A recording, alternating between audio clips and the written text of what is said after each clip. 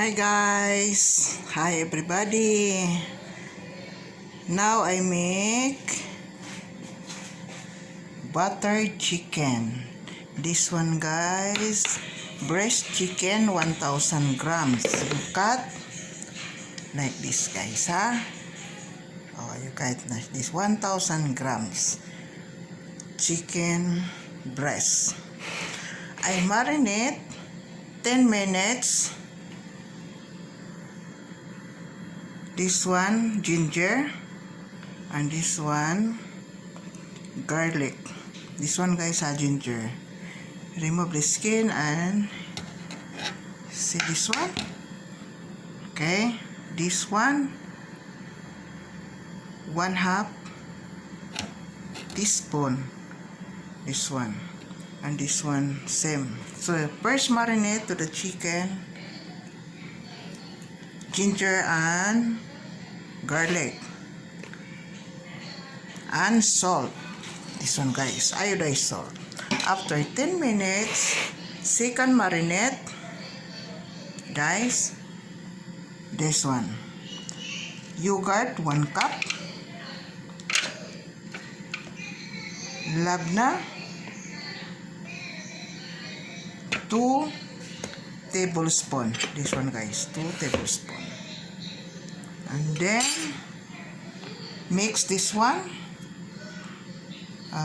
chili powder 1/2 teaspoon, and then turmeric 1/2 teaspoon, and then follow this one, the garam masala 2 teaspoon, coriander 3/4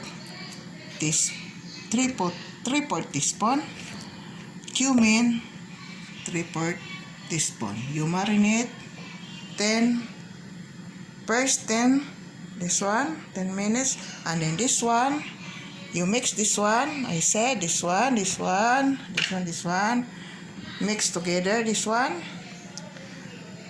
and you put you marinate for the second marinate is 30 minutes. After 30 minutes you cook.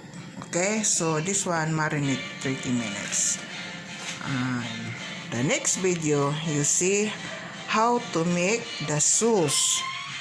This one guys, the remaining, because you see this one too, this one and this garlic, ginger and garlic for first marinate, and this one the remaining same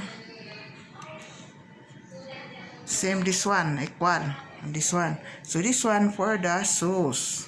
So you see my next video how to make the sauce together with this one 1 2 3 4. So all the seasoning together with the chicken and the water is 16. So you see my next video how to make the sauce. Make the sauce, put the chicken. Okay guys, this one is the first step. My second video you see how to cook. Okay guys, okay, hope you like my video. Please subscribe my channel. Thank you.